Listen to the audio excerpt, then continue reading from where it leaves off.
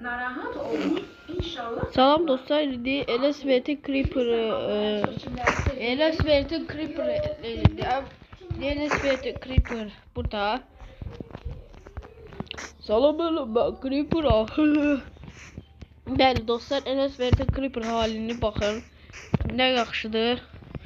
Baxın, elə bir rəngi, gözü qapqara, yaxşıdır. Burası da LSVT Creeper halləri. Bax.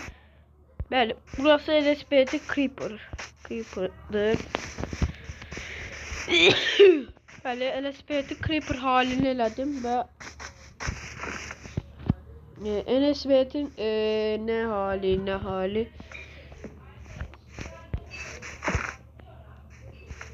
matəmə baxıb deyər. LSVT'in bəli, təbii ki LSVT qız hali burada.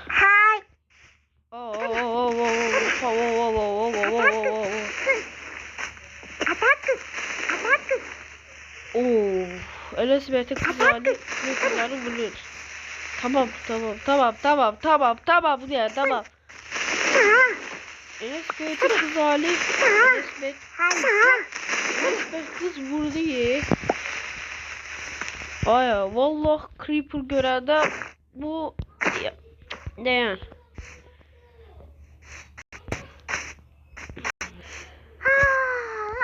Neyse uzağa gideyim indi. Tabii ki LSVT kız hali bu Creeper'ları vurup. Ama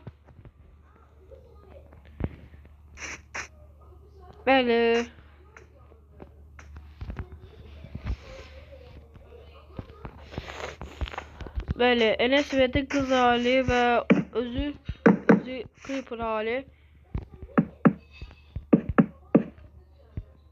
Böyle dalaşmasınlar bunu.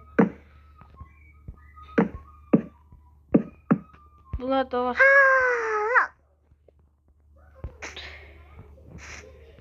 LSVT kız hali burada, özü burada. Neyse.